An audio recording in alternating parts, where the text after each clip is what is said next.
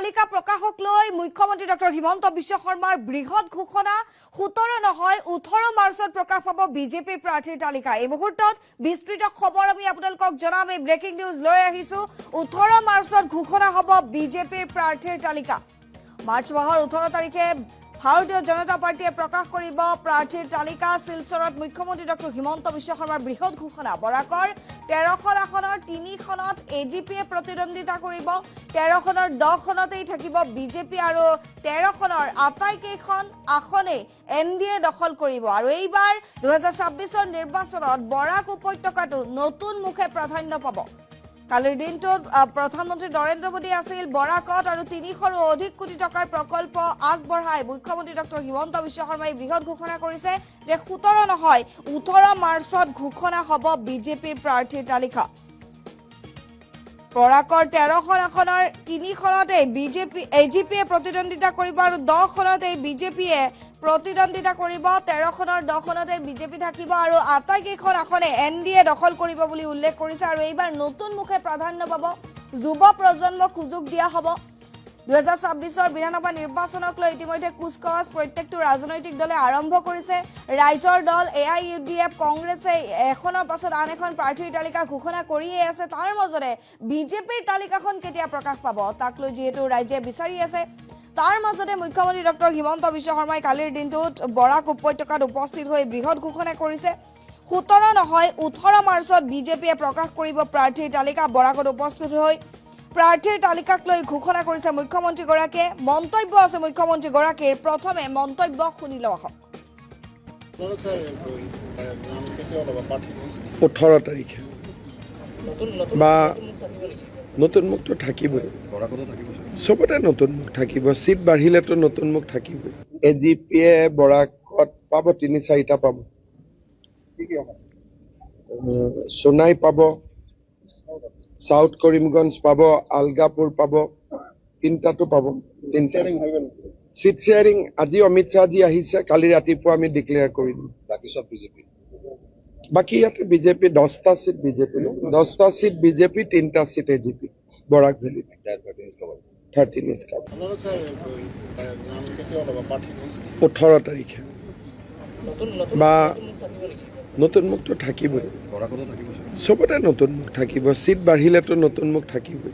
এজিপিয়ে বৰাকত পাব 3-4টা পাব, সোনাই পাব, সাউথ কৰিমগঞ্জ পাব, আলগাপুৰ পাব, 3টাতো পাব।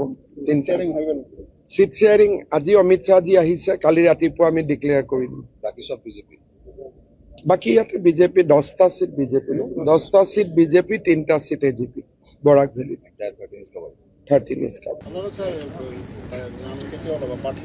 18 তাৰিখে বা নতুন মুখটো থাকিবই, চবতে নতুন মুখ থাকিব। চিট বাঢ়িলেতো নতুন মুখ থাকিবই। এজিপিয়ে বৰাকত পাব 3-4টা পাব, সোনাই পাব, সাউথ কৰিমগঞ্জ পাব, আলগাপুৰ পাব, 3টাতো পাব।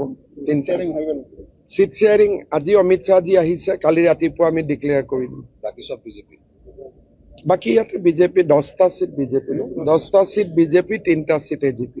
বৰাক ভেলী।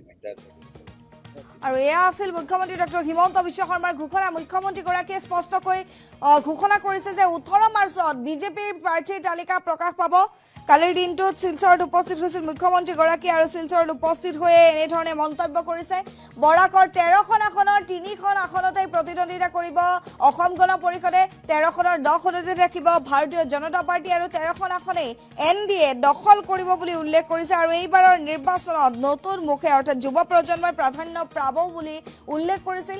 কালিৰ দিনটোত শিলচৰত উপস্থিত হৈছিল দেশৰ প্ৰধানমন্ত্ৰী নৰেন্দ্ৰ মোদী আৰু তাৰ পাছতে মুখ্যমন্ত্ৰীগৰাকীও উপস্থিত হৈছিল। কেন্দ্ৰীয় চৰকাৰৰ তৰফৰ পৰা কেইবা কোটি টকাৰ প্ৰকল্প আগবঢ়াই থৈ গৈছে বৰাকবাসীৰ বাবে। তাৰ মাজতে মুখ্যমন্ত্ৰী ডক্টৰ হিমন্ত বিশ্ব শৰ্মাই বিজেপিৰ প্ৰাৰ্থীৰ তালিকা সন্দৰ্ভত তাৎপৰ্যপূৰ্ণ মন্তব্য কৰিছে। পুনৰবাৰ সেই মন্তব্য আগবঢ়াইছো। 18 তাৰিখে বা নতুন মুখটো থাকিবই, চবতে নতুন মুখ থাকিব। চিট বাঢ়িলেতো নতুন মুখ থাকিবই। এজিপিয়ে বৰাকত পাব 3-4টা পাব,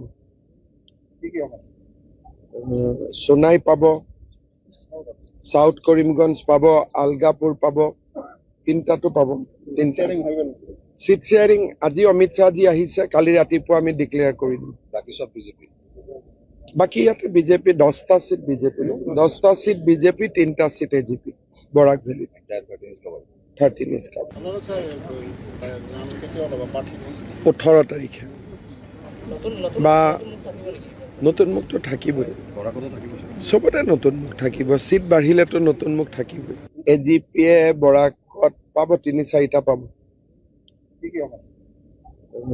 সোনাই পাব, সাউথ কৰিমগঞ্জ পাব, আলগাপুৰ পাব, তিনিটাতো পাব। তিনিটা চিট শ্বেয়াৰিং আজি অমিত শ্বাহজি আহিছে, কালি ৰাতিপুৱা আমি ডিক্লেয়াৰ কৰি দিম। বাকি সব বিজেপি। বাকী ইয়াতে বিজেপি 10টা চিট বিজেপি 10টা চিট বিজেপি 3টা চিট এজিপি বৰাক ভেলী 13 ইজ কাভাৰ।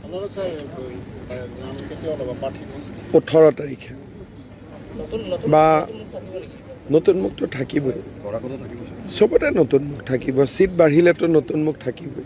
এজিপিয়ে বৰাকত পাব 3-4টা পাব। সোনাই পাব, সাউথ কৰিমগঞ্জ পাব, আলগাপুৰ পাব, তিনিটাতো পাব। তিনিটা চিট শ্বেয়াৰিং আজি অমিত শ্বাহজি আহিছে, কালি ৰাতিপুৱা আমি ডিক্লেয়াৰ কৰি দিম। বাকি সব বিজেপি। বাকী ইয়াতে বিজেপি 10টা চিট বিজেপি 10টা চিট বিজেপি 3টা চিট এজিপি বৰাক ভেলী 13 ইজ কাভাৰ। 18 তাৰিখে